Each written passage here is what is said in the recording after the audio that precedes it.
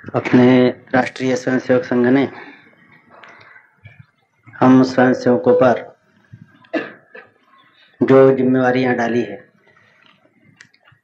उनमें सबसे कठिन जिम्मेवारी जो मैं कठिन समझ रहा हूं,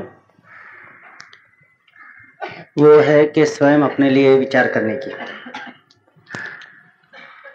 स्वयं अपने लिए विचार करना ये बहुत कठिन काम होता है। यदि निर्णय देने वाला और कोई हो, मार्गदर्शन करने वाला और कोई हो, तो फिर उनके मार्गदर्शन के अनुकूल, उसके अनुसार फिर चाहे उतनी दौड़ धूप हम करें, उसमें इतनी तकलीफ नहीं होती। लेकिन स्वयं विचार करना, निर्णय लेना, इसमें बहुत कष्ट होता है। अब इस तरह का सबसे कष्टदायक काम जो विचार करने का है, वो भी एक जिम्मेवारी के रूप में हमारे पास है। अपने परम पूजनीय श्री गुरु जी ने एक बात कही थी कि हम सब ट्रस्टी हैं। हम सब ट्रस्टी हैं। पहली बार शायद ये जब हम लोगों ने सुना तो हमको यह लगा, सभी को, कि यह जो एक ट्रस्टीशिप की कल्पना पूज्य महात्मा जी ने दी थी कि उद्योग है, उद्योगपति है, पैसे वाले हैं, इन सब लोगों ने अपने अपने उद्योग या पैसे के लिए हम पूरे समाज के लिए ट्रस्टी है ऐसा समझकर व्यवहार करना चाहिए। यह जो एक ट्रस्टीशिप की कल्पना थी, शायद वही वो बोल रहे, ऐसा सबको लगा। अब वह तो एक कल्पना श्री गुरु जी के मन में थी ही, किंतु उनका प्रमुख उद्देश्य दूसरा था कि केवल उद्योगपति, केवल धनी, पैसे वाले, इनके बारे में नहीं, तो हम में से हर एक ट्रस्टी है। और इससे उनका मतलब यह था कि जो कुछ भी हमारे पास भगवान ने दिया है, यह 3.5 हाथ का शरीर है, बुद्धि है, मन है, मन की भाव भावनाएं हैं, आत्मा है, जो कुछ भी भगवान ने दिया हुआ है, तो यह भगवान का है, मेरा नहीं। और मैं केवल ट्रस्टी के रूप में इनका उपयोग कर रहा हूं। यह स्वामित्व तो भगवान का है, मैं केवल इन सब बातों का ट्रस्टी मात्र हूं, यह समझकर अपने शरीर का, मन का, बुद्धि का, सभी गुण विशेषों का उपयोग ट्रस्टी के नाते करना, विश्वस्त के नाते करना, इस अर्थ में उन्होंने कहा कि हम सब ट्रस्टी है। अब ये स्वयं अपने लिए विचार करने को बाध्य करने वाली बात है। ऐसा यदि एक बार मान लिया कि ये जितना ही है, शरीर से लेकर तो बुद्धि, मन, आत्मा तक, ये सब बातें भगवान की है, भगवान ने दी हुई है, और हमारे पास केवल एक ट्रस्टी के नाते उपयोग के लिए रखी है, तो इनका ज्यादा से ज्यादा अच्छा उपयोग कैसे हो सकता है, यह विषय यदि सामने आता है तो वो एक बड़ी जिम्मेवारी है। मैंने कहा कि यदि कोई सीधा बताने वाला ही होता कि वह ऐसा ऐसा उपयोग करना है, हम उसके अनुसार चलते। अब हमने स्वयं इसके बारे में विचार करके और मन, बुद्धि, शरीर सबका ज्यादा से ज्यादा उपयोग हम ट्रस्टी के नाते और कैसे कर सकते हैं, यह यदि सोचना है तो हमारे लिए ये बड़ा बोझ है, क्योंकि यह विषय बहुत कठिन है। यदि मुझे यह बताया गया कहां पहुंचना है तो मैं उस दिशा में आगे बढ़ सकता हूं, लेकिन अपने जीवन का लक्ष्य स्वयं तय करने का काम यदि मुझे दिया गया तो उसमें मुझे असुविधा प्रतीत होती है। अब यह स्वयं अपने जीवन का लक्ष्य तय करना है, किस तरह से जीवन बिताने से हम अच्छे ट्रस्टी के नाते व्यवहार कर सके, ऐसा होगा, यह देखना है। अब वैसे एक सुविधा की बात हमारे यहाँ श्रेष्ठ पुरुषों ने कही। उन्होंने कहा कि आपके जीवन में आप जो कुछ भी इच्छा रखेंगे, यदि वह सत्य संकल्प है तो भगवान पूरी करेगा। हर एक इच्छा भगवान पूरी करेगा यदि वह सत्य संकल्प है तो। ऐसा हमारे यहाँ श्रेष्ठ महात्माओं ने कहा कि सत्य संकल्प का दाता भगवान होता है। उन्होंने यह भी कहा कि भगवान कल्पतरु के समान है। कल्पतरु के नीचे, कल्प वृक्ष के नीचे खड़े होकर आप जो ही कामना करेंगे वह कामना पूरी हो जाएगी। आपने कहा कि मिठाई आनी चाहिए, मिठाई आ जाएगी। आपने कहा कि कड़वी चीज आनी चाहिए, कड़वी चीज आ जाएगी। आपने विश्वास रखा विजय प्राप्त करेंगे, विजय आ जाएगी। आपने संदेह रखा शायद पराजित हो जाएंगे, परास्त हो जाएंगे। जो ही इच्छा आप मन में रखेंगे वह इस कल्प वृक्ष के कारण पूरी हो जाती। लेकिन अब इच्छाएं कौन सी रखना? एक सामान्य व्यक्ति के नाते मेरे मन में यह प्रश्न आता है कि कौन सी इच्छाएं रखना, कि मैं जीवन में क्या करना चाहता हूं, क्या बनना चाहता हूं, कौन सा काम मैं अपने लिए औरों के लिए कौन सा काम करना चाहता हूं, अपनी इच्छाएं क्या है, इसका यदि विचार किया, आप में से हर एक जरा विचार करके देखे तो एक आश्चर्यजनक बात ख्याल में आएगी। सर्वसामान्य व्यक्ति का यही हाल है कि अलग अलग मौके पर अलग अलग इच्छाएं मन में आती, जो शायद एक दूसरे से विरोधी भी होती। अब उदाहरण के लिए देखिए कि मैं बच्चा था, मुझे स्मरण है कि हम तो गरीब परिवार के थे। पहली बार नागपुर में किसी बड़े पैसे वाले धनी आदमी के यहाँ एक दिन रहने का मौका आया। वहां की सारी सुख सुविधाएं ये वो सारा जब देखा तो मेरे मन में इच्छा हुई कि भाई जीवन एक गरीब के नाते बिताना व्यर्थ है। ऐसे जरा जहाँ सुख सुविधा हो, सारा आराम से काम चलता हो, बड़ा बंगला हो, ऐसा कुछ होना चाहिए, माने ऐश्वर्यशाली जीवन होना चाहिए। मन में प्रबल इच्छा हुई। फिर कुछ दिन गए, हमारे गांव में एक आचार्य आए, गैरिक पहनने वाले, बहुत उनके भक्त थे। फिर लोगों ने उनकी पाद्य पूजा वगैरह की। मैं छोटा बच्चा ही था। अब इतने बड़े बड़े लोग, बड़े बड़े बंगले में रहने वाले, बड़े बड़े हवेली में रहने वाले, ये भी इनकी पाद्य पूजा करते हैं, देख लिया तो मन में विचार आया कि भाई हम भी ऐसे ही बने तो अच्छा होगा, यानी हम भी जरा गैरिक पहन ले और आचार्य बने और ये सारे लोग आएंगे, फिर हमारी पाद्य पूजा करेंगे, बड़ा अच्छा होगा। अब ये दो परस्पर विरोधी बातें, एक तरफ कि भाई ऐश्वर्यशाली ऐसा जीवन बिताए, एक तरफ वैराग्यशाली जीवन बिताए, लेकिन दो परस्पर विरोधी भावनाएं मन में आई। माने जब किसी बड़े सेठ साहूकार का जीवन देखते हैं तो लगता है कि ऐसा ही जीवन हो, और श्रेष्ठ सन्यासी आचार्य का जीवन देखते हैं तो लगता है ऐसा ही जीवन हो। अमेरिका में आपने सुना होगा कि एक पिता पुत्र रूजवेल्ट अमेरिका के प्रेसिडेंट हो गए। उनमें से जो जूनियर रूजवेल्ट थे, उन्होंने अपने पिताजी के बारे में लिखा कि उनके मन में एक कमजोरी रहती थी। कमजोरी क्या थी कि जिस समय जो व्यक्ति जनता के आकर्षण का केंद्र बना होगा, उस व्यक्ति के स्थान पर मैं होता तो अच्छा होता, ऐसा उनको लगता था।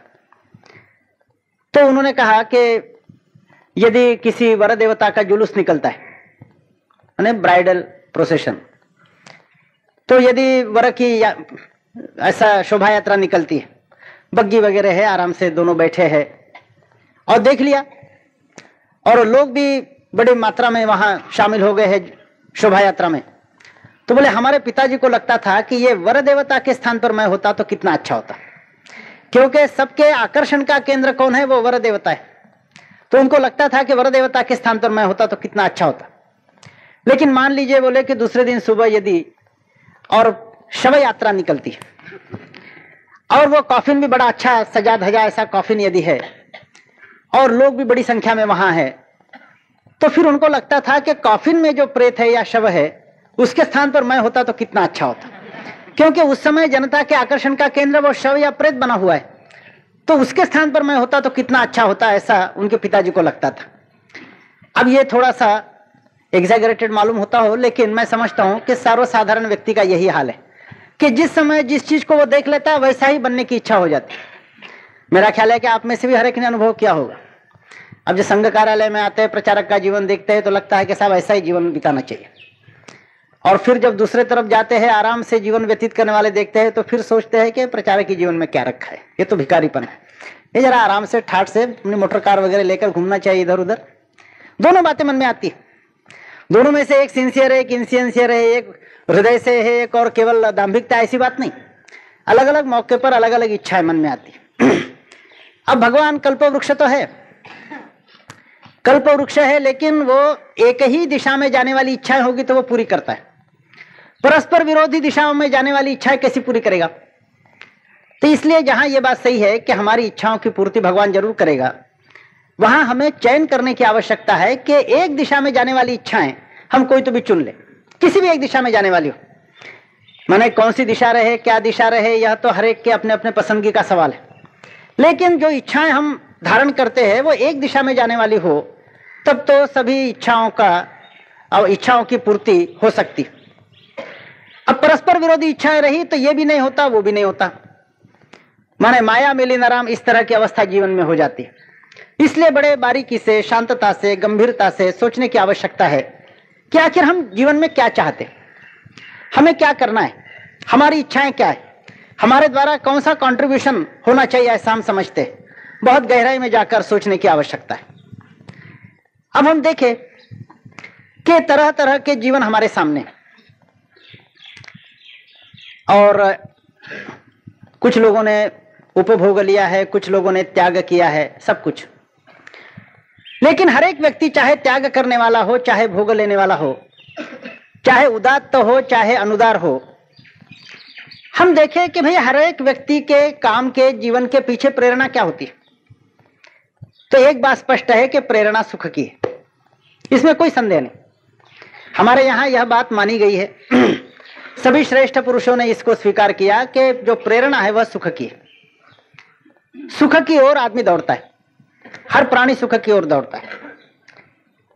अब इतना यदि आसान है कि दिशा निश्चित हो गई, सुख की ओर जाना है, तो फिर सब लोग एक तरह से एक ही दिशा में जा सकते हैं, उसमें आपत्ति क्या है?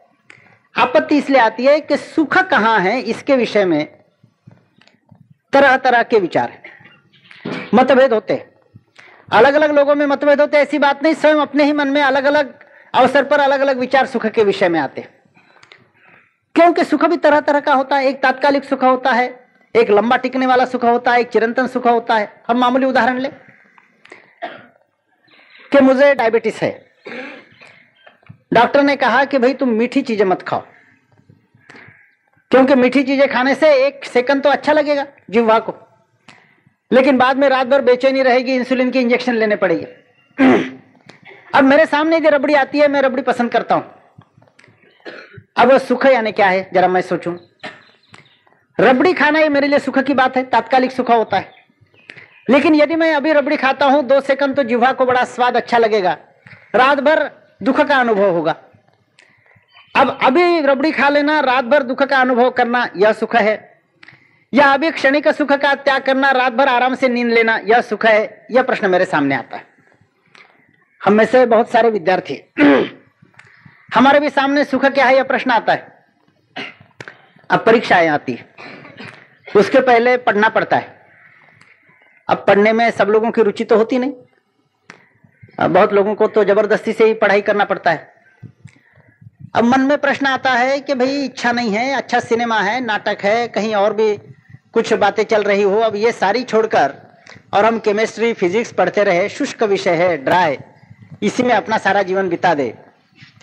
इससे तो अच्छा है कि कोई अच्छी पिक्चर हो तो वहां जरा देखने के लिए जाएंगे।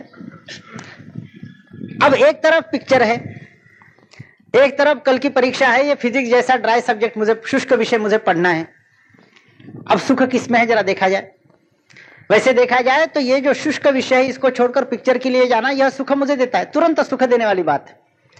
लेकिन यह क्षणिक सुख यदि मैं लेता हूं तो फिर मैं इस समय परीक्षा पास करने के बाद जो आगे का सुख मेरा प्राप्त होने वाला है, उससे मुझे वंचित रहना पड़ेगा।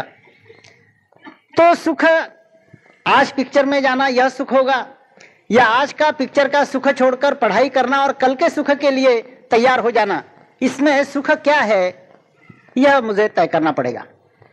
हम सोचते हैं कि जिनके पास बहुत पैसा है बड़े सुखी लोग हैं, ऐसा हम सोचते हैं। अब वास्तव में भोग और त्याग, इसमें से कौन सा आदर्श अच्छा है, इस बात को छोड़ भी दिया तो भी केवल पैसा कमाना ही जिनका काम है, उनके भी जीवन की ओर यदि आप देखेंगे तो आपको ऐसा दिखेगा कि लगातार परिश्रम करते रहते हैं, उपभोग की प्रवृत्ति कम होती है। तो 1 घंटा भी थोड़ा समय मिला तो ऐसा नहीं कि आराम से बिताएंगे, अपने पुराने जो हिसाब की वहियां है, जो सारे वही खाते निकालेंगे। माने वो आराम से नहीं रह सकते, लगातार काम करते रहते, इतना काम करते रहते हैं जैसा तुलसी जी ने कहा कि डासती ही निसी बीती गई सब, कबहू न नाथ नींद भरी आयो, के बिछोना तैयार करने में ही सारी रात बीत गई। यह सोचकर कि अच्छा बिछोना तैयार करेंगे, सो जाएंगे, तो बिछोना तैयार करते करते ही सारी रात बीत गई और एक क्षण भी मैं सो नहीं सका। अब उन्होंने तो आध्यात्मिक अर्थ में कहा, लेकिन ये आर्थिक अर्थ में भी इनका यही हाल रहता है कि सारा जीवन सुख की खोज करते करते, सुख के लिए तैयारी करते करते ही जीवन निकल जाता है, और अंतिम क्षणों में वो देखते हैं कि सुख नाम की चीज मिली नहीं, पीछे दौड़ने में, सुख के पीछे दौड़ने में ही सारा जीवन बिताया गया, ऐसा दिखाई देता है। लेकिन एक बात निश्चित है कि वो तात्कालिक सुख छोड़ते हैं, अखंड परिश्रम करते हैं। अब यह प्रश्न है कि भाई सुख बोलने के बाद भी सुख कौन सा है? क्षणिक सुख, ज्यादा देर तक टिकने वाला सुख, चिरंतन सुख, कौन से सुख की ओर हमारी प्रवृत्ति है? यह बात अपने सामने आ जाती है। अब ऐसा हम देखें तो व्यवहार चतुर लोग तुरंत प्राप्त होने वाले सुख को अच्छा मानते हैं, लेकिन सभी लोग ऐसा नहीं मानते। अब मुझे स्मरण है कि एक मेरा साथी था, वो टीचर बन गया, बाद में अपने संघ पर बैन वगैरह आया, तो उनके मैनेजमेंट ने उनको बुलाया। अभी अच्छा स्वयंसेवक मेरे साथ काम किया हुआ को कहा कि भाई देखो, वो गवर्नमेंट से सर्कुलर्स आए हैं और उन्होंने कहा है कि वो संघ से संबंधित होगा तो अपने स्कूल में नहीं चल सकता, तो आप लिख दीजिए कि हमारा संघ से कोई संबंध नहीं।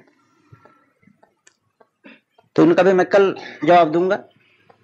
मकान में आए, सोचा, बहुत व्यवहार चतुर पुरुष था, उसने लिख दिया कि मेरा पहले भी संबंध नहीं था, बाद में भी नहीं रहेगा। बाद में हमारी मुलाकात हुई तो उन्होंने कहा भाई ये तो व्यवहार है, आप नहीं जानते, आप तो प्रचारक है, आपका व्यवहार से संबंध ही आता नहीं, व्यवहार में तो ऐसी बातें चलती रहती है। और ये सही है, व्यवहार चतुरता के नाते देखा जाए तो ये भी बात सही है। लेकिन हम जानते हैं कि ऐसे कई पागल लोग हैं कि जो व्यवहार चातुर्य जानते ही नहीं, जानते हुए भी उसका अनुसरण नहीं करते। अब हमारे यहाँ श्रेष्ठ उदाहरण बड़ा प्राचीन काल का दिया जाता है, वो एक उदाहरण के रूप में, आदर्श के रूप में हमारे सामने रखा गया है। वह माने राजा हरिश्चंद्र का। उन्होंने कहीं स्वप्नों में वचन दिया था। आजकल तो जागृत अवस्था में कागज पर लिखकर भी जो वचन दिए जाते हैं उन पर पालन नहीं किया जाता, लेकिन उन्होंने स्वप्नों में दुर्वास को वचन दिया था कि मैं मेरा राज्य तुझे दूंगा। और जब दुर्वास ऋषि पहुंच गए तो उनको लगा कि स्वप्न में दिया होगा, लेकिन मैंने वचन तो दिया था, तो अपना राज्य इनको देना चाहिए, दे दिया। अब व्यवहार चतुरता के नाते देखे तो ये पागलपन था कि नहीं? अरे स्वप्न में तो कई बातें हम देखते हैं, कई बातें बोलते हैं, वो सारी सच थोड़ी होती है। लेकिन ऐसे पागल लोग हमारे देश में हो गए कि जो एक बार वचन दिया वो दिया, अब उसमें फर्क नहीं हो सकता, चाहे स्वप्न का भी वचन क्यों ना। ऐसे लोग हो गए। अब विदेशों में कुछ उदाहरण आते, हम में से बहुत लोगों ने सोक्रेटिस का नाम सुना होगा। वो कुछ प्रतिपादन करता था। सोक्रेटिस को ऐसा लगता था कि भाई ये जो प्रतिपादन है यही मेरा और सत्य प्रतिपादन है। वहां के जो अधिकारी थे उन्होंने कहा कि तुम ये प्रतिपादन नहीं कर सकते, और यह प्रतिपादन यदि तुम करोगे तो तुमको विष जहर देकर मार दिया जाएगा। उन्होंने कहा आप मुझे मार सकते हो, लेकिन मैं मेरा सत्य प्रतिपादन बंद नहीं करूंगा। और फिर उनके जीवन में आता है कि उनको जेल में रखा गया, और जिस दिन उनको हेमलॉक इस नाम का जहर देने वाले थे, उस दिन उनके एक शिष्य ने उनको कहा, उन दिनों में ग्रीस में ऐसी एक व्यवस्था भी थी कि मान लीजिए कि किसी को जहर देकर मारने की सजा हो गई, तो उसके स्थान पर और किसी को देकर उसको बचाया जा सकता था। माने उसके स्थान पर और किसी को वहां बलि चढ़ा देना और इसको वापस ले लेना। तो उनके शिष्य ने कहा कि मेरा नौकर मैं तुम्हारे स्थान पर बिठा देता हूं, तुमको मैं रिलीज कर देता हूं। तो इन्होंने कहा नहीं, वो नौकर बिठाने की जरूरत नहीं, मैं स्वयं मरना चाहता हूं। मैं यदि सत्य प्रतिपादन करता हूं तो उसके लिए मैंने ही स्वयं जहर लेके मरना यही ज्यादा उचित है। यह कहते हुए आराम से उन्होंने हेमलॉक नाम का जहर ले लिया और मर गए। अब व्यवहार चतुरता के नाते देखे तो यह पागलपन है कि नहीं? जब सरकार ने कहा, लोगों ने कहा कि प्रतिपादन मत करो, बोल देते कि अच्छा भाई छोड़ दिया, हार ली, झगड़ा टूटा, उसमें कौन सी बड़ी बात है। फिर अपने ढंग से जब कभी सुविधा हो जाएगी फिर अपना प्रतिपादन शुरू कर देते। लेकिन ऐसा नहीं किया।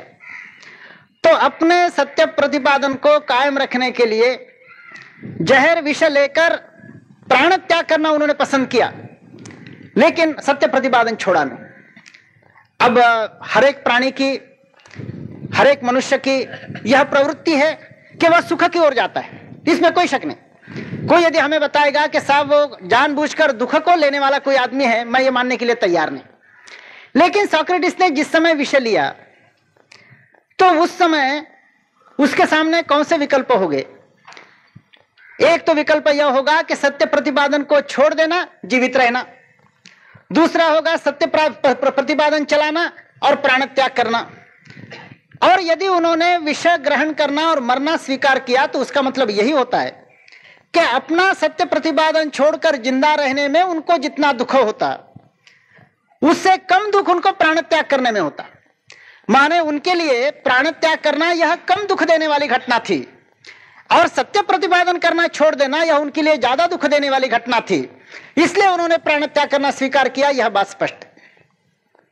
अब इस तरह के उदाहरण है कि प्राण त्याग करना भी कम दुखदायी घटना, लेकिन हम अपना सिद्धांत नहीं छोड़ेंगे, अपना तत्व नहीं छोड़ेंगे। ऐसे लोग हम जानते हैं कि ईसा के बारे में कहते हैं कि शैतान ने उनको कहा कि हम तुमको सारे दुनिया का राज्य देते, दुनिया के सभी राज्यों पर तुम्हारी प्रभुसत्ता स्थापन होगी, शर्त इतनी है कि तुम अपना सिद्धांत छोड़ दो। उन्होंने सिद्धांत छोड़ने से इनकार कर दिया। अब देखना चाहिए कि हर एक आदमी सुख की ही दिशा में जाता है। सारे संसार का उनको राज्य प्राप्त हो, किंतु उसमें जितना सुख नहीं उतना, चाहे सूली पर चढ़ना बाध्य हो जाए, लेकिन मैं अपना सिद्धांत लेकर सूली पर चढ़ूंगा, इसमें उनको ज्यादा सुख था। यह बात स्पष्ट होती। अब अपने यहां कितने ही उदाहरण हैं। लोग कहते हैं कि भाई सुख काहे में है, अलग अलग बातों में लोग कहते हैं। कोई कहता है पैसे में सुख है, कोई कहता है उपभोग में सुख है, अर्थ काम में सुख है, ऐसा कहा जाता है। लेकिन सबके लिए समान रूप से नहीं लागू होता, ऐसा दिखता है। हमारे इतिहास में आता है कि हिंदुस्तान पर आक्रमण करने वाले मोहम्मद गजनी थे। कई बार हिंदुस्तान पर आक्रमण किया, यहां की संपत्ति लूट कर ले गए।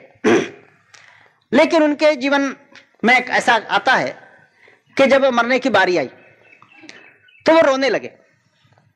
काहे के लिए रोने लगे? तो अब जितनी संपत्ति उन्होंने इकट्ठा की थी लूट मार करके, वो देखकर वो रोने लगे कि मैंने इतनी संपत्ति इकट्ठा की है, लेकिन ये सारी छोड़कर अब मुझे जाना पड़ रहा, इसलिए रोने लगे। अब इतने संपत्ति के वो स्वामी थे, लेकिन मरने के समय दुख हुआ। दुख इसीलिए हुआ कि भाई मुझे जाना पड़ रहा ये सारा छोड़कर। तो संपत्ति ने उनको मरते समय सुख नहीं दिया, दुख दिया, ऐसा दिखता है। और दूसरा एक उदाहरण आता है बड़े दार्शनिक का, कि जो संपत्ति की फिक्र ही नहीं करता था। कहते हैं कि यह जो अलेक्जेंडर सिकंदर बादशाह बहुत बड़े हो गए, उनके राज्य में एक दार्शनिक थे, डायोजनीस उनका नाम था। अब अलेक्जेंडर ने सुना कि मेरे राज्य में ये बड़ा दार्शनिक है, तो उसको भी अभिमान हुआ, गर्व हुआ कि मैं भी कितना बड़ा हूं कि ऐसे बड़े दार्शनिक मेरे प्रजाजन है, इसी में अहंकार। तो उसको देखने के लिए वो गया। अब डायोजनीस को पहले मैसेज भेजा। डायोजनीस की आदत ऐसी थी कि वो जब तक सूरज आकाश में है तब तक वो टब बात लेता था। टब बात का मतलब कि टब में बैठकर सूर्य के किरण और अपने शरीर पर लेना। तो पहले उसको पिछले दिन मैसेज भेज दिया कि भाई बादशाह आ रहे। उन्होंने कहा आते हैं तो आने दीजिए, हम कौन रोकने वाले। अब लोगों ने सोचा कि ये बादशाह के स्वागत की तैयारी करेगा, कोई तैयारी नहीं, आइए वगैरह ये कुछ नहीं, बैठिए, बैठने की जगह नहीं, कुछ नहीं। जब आने का समय हो गया तो ये टब में बैठे थे सूर्य स्नान करते हुए। तो उनके लोग सामने आ गए बादशाह के, उनको कहा कि बादशाह आ रहे। बोले आने दो। ये उठे नहीं, ये तो टब बात लेते हुए वहीं सूर्य के किरणों का स्नान करते हुए टब में बैठे। अब बादशाह को थोड़ा गुस्सा भी आया, लेकिन सोचा कि पता नहीं ये दार्शनिक है, उल्टी खोपड़ी हो सकती है। थोड़ा सामने गया। सामने गए तो अपेक्षा तो थी कि बादशाह, और वो तो विश्व विजयी ऐसा कहलाते थे, तो इतने बड़े आदमी आने के बाद ये उठकर कम से कम नमस्ते करेगा। उठे भी नहीं। उन्होंने वहीं से थोड़ा देख लिया, बोले अच्छा आ गए, ठीक है। अब बादशाह असमंजस में थे कि अब क्या कहना चाहिए। तो उन्होंने कहा कि हमने आपका नाम सुना था। बोले अच्छा। बोले सुना कि आप बड़े दार्शनिक है। बोले ठीक है। तो बोले मुझे बड़ा आनंद हुआ कि मेरे राज्य में ऐसे भी एक प्रजाजन है। तो ये कुछ बोले नहीं। और फिर उन्होंने कहा कि देखिए मैं आपसे बड़ा प्रसन्न हूं, मैं तो सिकंदर हूं, दुनिया का बादशाह हूं, तो आपकी जो ही इच्छा होगी वो मैं पूरी कर सकता हूं। बड़े अहंकार के साथ कहा कि आपकी जो ही इच्छा होगी मैं पूरी कर सकता हूं। अब बताइए आपको क्या चाहिए। तो डायोजनीस ने थोड़ा सा स्मित हास्य करते हुए उनके तरफ देखा और कहा भाई मैं जो कहता हूं वो चीज दोगे? तो इनको लगा कोई बड़ी चीज मांग रहे हैं। बोले हाँ बताइए, हम देंगे। तो उन्होंने कहा कि देखिए मेरा तो ऐसा नियम है कि मैं डायरेक्टली सूर्य किरण का स्नान करता हूं, और मेरे और सूर्य के बीच में आप खड़े हैं तो एक ही चीज दीजिए कि जरा यहां से हट जाइए ताकि सूर्य की किरण मेरे शरीर पर आ सके। अब ये संसार के सम्राट विश्व विजय सिकंदर जिसको कहा जाता है, वो दान देने के लिए तैयार हो गए। और ये दार्शनिक क्या मांगता है कि आप मेरे और सूरज के बीच में से जरा हट जाइए, और कुछ मांगता नहीं। अपने यहां तो कितने उदाहरण है। संत तुकाराम का उदाहरण है। शिवाजी ने जब उनको बुलाया कि भाई हम आपका सम्मान करना चाहते हैं, तो उन्होंने कहा कि मैं आपके यहाँ आकर क्या करूं, मुझे लेना देना तो कुछ नहीं है, चलने के कष्ट हो गए, मैं उतने कष्ट बचाना चाहता हूं, मैं नहीं आना चाहता। ऐसे कई उदाहरण अपने देश में भी। अब भाई इसमें कौन सही कौन गलत? सारा जीवन जिसने संपत्ति इकट्ठा करने में बिताया वो मोहम्मद गजनी, वो ठीक है? या जो संपत्ति की फिक्र नहीं करते ऐसे जो डायोजनीस तुकाराम के जैसे लोग हैं, वो ठीक है? अब हमारे जैसे सामान्य व्यक्ति के लिए ये बहुत कठिन प्रश्न हो जाता है। जैसे मैंने कहा कि अर्थ के समान काम के बारे में भी सोचा जाता है। काम के बारे में भी सोचते हैं कि भाई ज्यादा से ज्यादा उपभोग लेना, बस इसी में आनंद है। और अपने यहां तो बड़ा उदाहरण आता है कि एक राजा जिनका नाम ययाति है, इसने अपना सारा जीवन उपभोग में बिताया, विषय उपभोग में सारा जीवन बिताया, किंतु तृप्ति नहीं हुई। और बुढ़ापे में भी फिर से दोबारा विवाह करने की इच्छा हुई। अब इच्छा तो है, तृष्णा न जीर्णा वयमेव जीर्णा, तृष्णा जीर्ण नहीं होती, हमें जीर्ण होते जाते। तो दोबारा विवाह करने की इच्छा हुई, लेकिन इधर बुढ़ापा था। तो अपने लड़के को पुरुरवा को उन्होंने कहा कि यदि तुम्हारी वास्तव में भक्ति है मेरे प्रति, पिता के नाते तुम यदि श्रद्धा करते हो तो मेरी बात मानो। बोले बताइए, आप जो कहेंगे हम करेंगे। तो कहा कि तुम्हारा यौवन मुझे दे दो। अब देखिए कैसी बात है कि पिताजी जो इतने बूढ़े हो गए वो लड़के को कह रहे हैं कि तुम्हारा यौवन मुझे दे दो ताकि मैं विषय उपभोग और भी ले सकूं। लेकिन लड़का भी आज्ञांकित था, उसने कहा कि ठीक है मैं मेरा यौवन आपको देता हूं। तो उन्होंने अपना यौवन पिताजी को दे दिया, पिताजी ने दूसरा विवाह किया वगैरह। किंतु इतना सारा होने के बाद ययाति के जीवन में कभी तृप्ति हुई ऐसा दिखाई नहीं देता। जो हमारे यहाँ रिकॉर्ड आता है उसमें ऐसा नहीं दिखाई देता कि ययाति की बड़ी तृप्ति हो गई, अब बहुत विषय उपभोग हमने लिए हैं तो अब जीवन में बड़ा तृप्ति का अनुभव हम कर रहे, ऐसा नहीं दिखता। ये तो कहा गया है कि न जातु कामः कामानाम उपभोगेन शाम्यते हविषा कृष्ण वर्तमेव, कि आप इच्छाओं का उपभोग जितना लेते जाएंगे उतनी इच्छाएं और प्रबल होती जाती है। उदाहरण यह दिया कि जैसे अग्नि में आप घृत डालेंगे, घी डालेंगे तो अग्नि और प्रज्वलित होती है, उसी तरह से उपभोग का घृत यदि आप वासना के अग्नि में डालेंगे तो वासनाएं और प्रबल होगी। ऐसा अनुभव के आधार पर अपने यहां कहा गया। तो एक के जगह दो बार यौवन का अनुभव करने के बाद भी ययाति अतृप्त रहे। और हमारे यहां शुक्र का उदाहरण आता है कि आजन्म माने जन्म से लेकर और एकदम सभी विषय उपभोगों से मुक्त इस तरह का जीवन। लेकिन ऐसा है, ऐसा बताया गया है शास्त्रों में कि वो अखंड तृप्ति का अनुभव करते थे। अब इतना एक्सट्रीम का उदाहरण भी छोड़ दिया तो भी हम जानते हैं कि जिन्होंने शादी ब्याह भी किए, संयमित व्यवहार किया है। रामचंद्र जी का जीवन हमारे सामने है। शूर्पणखा जैसे आती भी है तो भी ये उधर देखते नहीं। छत्रपति शिवाजी का भी अभी अभी हमने उदाहरण सुना है कि कल्याण के सूबेदार की बहू उनको समर्पण की जाती है, वो कहते हैं ऐसी मेरी माता यदि ऐसी सुंदर होती तो हम भी सुंदर हो जाते। इस तरह उसको माता समझकर वो छोड़ देते हैं सम्मान पूर्वक। माने केवल शुक्राचार्य का एक एक्सट्रीम उदाहरण लेने की आवश्यकता नहीं, ऐसे कई और उदाहरण है जहां विषयोपभोग को बिल्कुल सीमित संयमित रखते हुए और लोगों ने जीवन बिताया। भाई अब इसमें बुद्धिमानी किसमें है?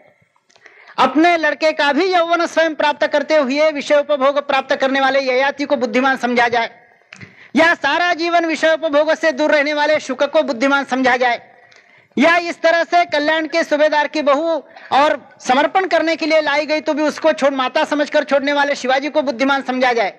इसमें से एक कोई तो भी सही होगा, एक गलत होगा, एक ठीक होगा तो दूसरा गलत होगा। इसमें से क्या समझा जाए, ये हम लोगों के लिए बड़ा मुश्किल ऐसा सवाल हो जाता है।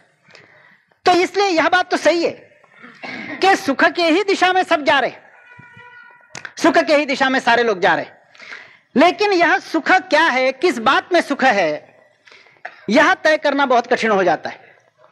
और इस दृष्टि से हर एक अपना अपना विचार करे। और अपने जीवन की दिशा निश्चित करें।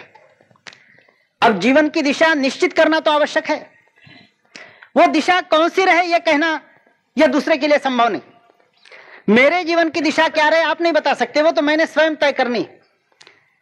हम सोचने में कुछ समय भी बिताए, इसमें आपत्ति नहीं, 2 साल बिताए, 4 साल बिताए, 5 साल बिताए, लेकिन एक बार यदि हम अपने जीवन का कोई ध्येय निश्चित करते हैं तो फिर उसमें अंतिमत्व आना चाहिए, फाइनलिटी आनी चाहिए। एक बार ध्येय निश्चित हुआ तो फिर यह फाइनल होना चाहिए कि कुछ भी हो जाए तो भी हम इससे हटने वाले नहीं। इस तरह किंतु अपना ध्येय निश्चित करना चाहिए। अब यह ध्येय निश्चित करने के लिए क्या हम कहीं से मार्गदर्शन प्राप्त कर सकते? वास्तव में सुख के दिशा में कौन सा रास्ता जाता है ये बताने वाला हमें कोई मिलेगा क्या? कहीं ऐसा ना हो कि 5-10 साल हम एक ढंग से जीवन बिता दे, बाद में फिर लगे कि अरे यह तो सारा व्यर्थ ही गया, हम इसके बदले दूसरा कुछ करते तो अच्छा होता। ऐसा पश्चाताप करने की बारी भी ना आ जाए। तो इसलिए अच्छा होगा कि इस तरह का मार्गदर्शन करने वाला कोई हमें मिले तो अच्छा होगा। हमारे सौभाग्य से और मार्गदर्शन इस तरह का करने वाले है, सबको मार्गदर्शन करने वाला हमारे लिए उपलब्ध है। यह हिंदुओं की ही विशेषता है सारे संसार में कि सुख की ओर निश्चित रूप से जाने वाला रास्ता कौन सा है, इसका सही मार्गदर्शन, स्थायी मार्गदर्शन यह हिंदुओं के लिए ही प्राप्त है, जितना और किसी के लिए प्राप्त नहीं। यह हमारे लिए भगवान की देन है कि हमें यह मार्गदर्शन प्राप्त है।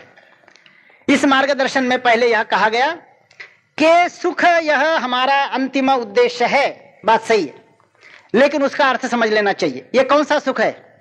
वह सुख नहीं कि आज रबड़ी खा ली और रात भर फिर बेचैनी में इधर से उधर, उधर से इधर बिस्तर में ऐसे लोटपोट हो रहे, ऐसा सुख नहीं। तो सुख चिरंतन होना चाहिए, सुख अखंड होना चाहिए, सुख स्थायी होना चाहिए। इस तरह का जो स्थायी रहेगा, अखंड रहेगा, चिरंतन रहेगा, इस सुख को हमारे यहाँ नाम प्राप्त हुआ है मोक्ष। बहुत लोग समझते हैं कि मोक्ष ये कोई तो भी ऊपर वाली चीज है, हवा में की चीज है। हवा में की चीज नहीं है, बड़ी प्रैक्टिकल बात है। मोक्ष यानी घनीभूत सुख, मोक्ष यानी चिरंतन सुख, अखंड सुख, जिस सुख में बीच में कोई खंड नहीं, जो हमेशा के लिए रहता है, उस सुख को हमारे यहाँ मोक्ष यह नाम दिया गया। और फिर यह सुख कैसे प्राप्त होगा? तो यह कहा गया, आश्वासन पूर्वक कहा गया है।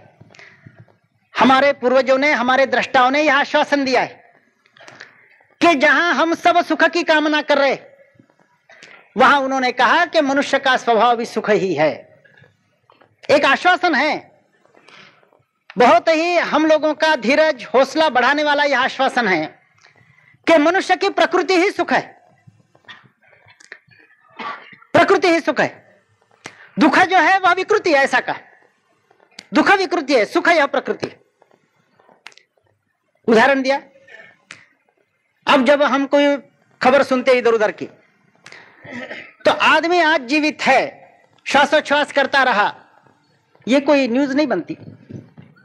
आदमी मर गया, यह न्यूज बनती। कहीं एक्सीडेंट हुआ, वो न्यूज आइटम बन जाता है। एक्सीडेंट नहीं हुआ, यह न्यूज आइटम नहीं बनता, क्योंकि एक्सीडेंट ना होना प्रकृति है। कोई आदमी सुखी है, यह न्यूज आइटम नहीं बनता, किंतु किसी आप्त की मृत्यु हो गई, खटाक से समाचार पत्रों में आता है। किसी के यहाँ एक्सीडेंट हुआ, समाचार पत्रों में आता है। माने जितनी ही दुखदायक घटनाएं होगी वो तो समाचार पत्र में आती है। इसका मतलब यह है कि आराम के साथ जीवित रहना यह एक स्वाभाविक ऐसी चीज मानी गई। फिर मनुष्य को दुख होता है कि नहीं? दुख होता है, लेकिन वह उसका स्वभाव नहीं, स्वभाव नहीं। और इसके लिए अपने यहां उदाहरण यह दिया गया कि वो कहा भाई पानी है, पानी की प्रकृति क्या है? पानी शीतल होता है। कुछ ऐसे निर्जर हो सकते हैं जैसे राजगीर वगैरह में है, बाकी जगह है कि जो गर्म उष्ण ऐसे निर्जर हो सकते हैं, लेकिन वैसे देखा जाए तो आमतौर पर पानी ठंडा होता है। अब कोई कहेगा कि पानी को गर्म किया जा सकता है कि नहीं? गर्म किया जा सकता है, लेकिन गर्म होना यह उसके लिए विकृति है, यह स्वभाव नहीं, यह प्रकृति नहीं। आप उसके नीचे लकड़ी डालेंगे या गैस पर उसको रखेंगे, उसको गर्म किया जा सकता है, लेकिन वह उसका स्वभाव नहीं। ऐसा हम क्यों कहते हैं? तो जैसे ही वो गैस या ये लकड़ी ठंडी हो जाती है और फिर वो पानी वैसे ही रहता है वहां, तो जैसे जैसे समय बीतता है उसकी उष्णता कम हो जाती है, फिर से वो अपने बैक टू इट्स नेचर, उसका जो स्वभाव है शीतलत्व का, उस अपने स्वभाव की ओर फिर से पानी आ जाता है। माने आपने समय यदि बीतने दिया तो वो फिर से अपने शीतल स्वभाव की ओर चले जाता है। इसलिए कहा कि पानी गर्म तो हो सकता है लेकिन उसकी प्रकृति गर्म होना नहीं, उसकी प्रकृति शीतलत्व है। वैसे ही कहा कि मनुष्य को दुख प्राप्त हो सकता है लेकिन दुख है उसकी प्रकृति या स्वभाव नहीं। उदाहरण के लिए उन्होंने बताया कि मेरा कोई आप्त स्वजन, उसकी मृत्यु हो जाती, मैं इतना दुखी होता हूं, मुझे ऐसा लगता है कि अब कुछ रहा ही नहीं जीवन में, अब ये नहीं तो इसके अलावा मैं संसार में कैसे जीवित रह सकता हूं, अब तो आत्महत्या कर लेना अच्छा, ऐसा मुझे लगता है। लोग भी सोचते हैं कि पता नहीं, जरा इसकी ओर वॉच रखो, ये कहीं कुएं में कूदे न डाले, कोई आत्महत्या न करे, अंगार न लगाए खुद को। माने इतना मेरे में अंदर इतनी बेचैनी आ जाती।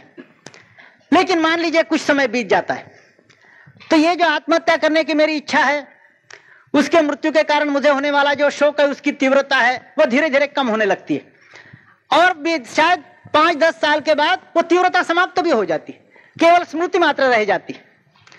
तो इसका मतलब यह है कि सुख की जो अवस्था है वह स्वभाव है, दुख की जो अवस्था है वह वैसी विकृति है जैसे पानी को गर्म किया जाता है, इस तरह की विकृति है।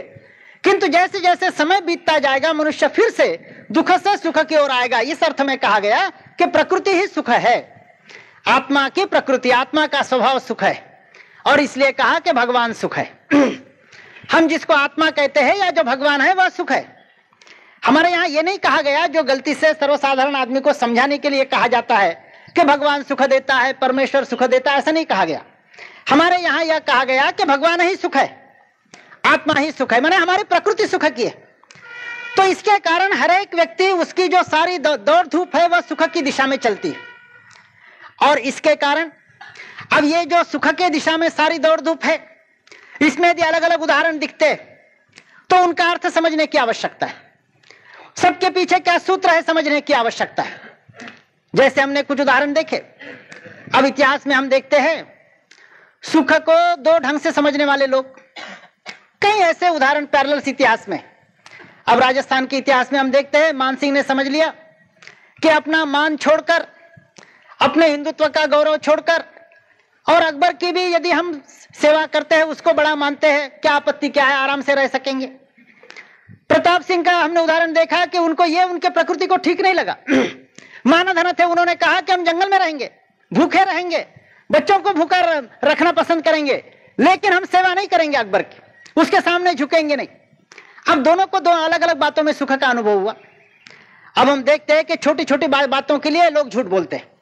लेकिन संभाजी का उदाहरण आता है कि संभाजी को जिस समय पकड़ा गया, औरंगजेब के सामने लाया गया, उसको कहा गया कि दक्कन की सूबेदारी तुम्हें दी जाएगी, और यह भी बात थी कि औरंगजेब के कुल की ही कोई लड़की भी उनको देने की बात थी, लेकिन तुम अपना धर्म छोड़ दो, और कोई बात नहीं, धर्म छोड़ दो, दक्कन का सूबेदार भी तुमको बनाया जाएगा, तुम्हारा नया विवाह भी होगा। किंतु उन्होंने इन दोनों बातों से इनकार कर दिया और उसके स्थान पर क्या बात स्वीकार कर ली, तो उनके बिल्कुल आंखें निकालकर, एक एक हाथ का माने एक एक उनका अंग अंग काट कर और इस तरह से उनको कष्ट देकर मार डाला गया। अब इस तरह से कष्ट सहन करते हुए मरना, यह तो दुख की बात है। लेकिन उन्होंने यह दुख की बात क्यों स्वीकार की होगी? इसका कारण था कि इसके लिए जो दूसरा विकल्प था कि अपना धर्म छोड़ना, यह तो इससे भी ज्यादा दुखदायी बात उनको लगती थी। माने एक एक अंग प्रत्यंग अपना कट रहा है और इस तरह से धीरे धीरे इन फेजेस हम मर रहे, इसके भी तुलना में अधिक दुखदायक कष्टदायक बात माने अपना धर्म छोड़ना, यह उनकी श्रद्धा थी, धारणा थी, और इसके कारण उन्होंने इस तरह से स्वयं आत्म बलिदान करना पसंद किया। माने उनको आत्म बलिदान में सुख का अनुभव हुआ। ये जो अलग अलग धारणाएं हम देखते हैं, इनमें से वास्तव में सुख का रास्ता कौन सा, हम कैसे समझ सकते, क्या मार्गदर्शन हो सकता है? तो हमारे यहाँ श्रेष्ठ मार्गदर्शक सिद्धांत इन बातों के लिए जो दिया वह दिया धर्म का सिद्धांत है। कहा कि धर्म है वह व्यक्ति जीवन को सुखी बनाता है, वह समाज जीवन को सुखी बनाता है, वह विश्व जीवन को सुखी बनाता है। संपूर्ण विश्व की धारणा यह धर्म करता है, समाज की धारणा करता है, व्यक्ति जीवन की धारणा करता है, और निश्चित रूप से जिसमें कोई गड़बड़ नहीं, जिसमें कोई अपवाद नहीं। व्यक्ति और समाज को निश्चित रूप से चिरंतन सुख का, अखंड सुख का, घनीभूत सुख का अनुभव कराने का सामर्थ्य धर्म में ही है और किसी में नहीं। यह बात हमारे सामने रखी गई और इस धर्म ने मनुष्य के जीवन का लक्ष्य क्या रहे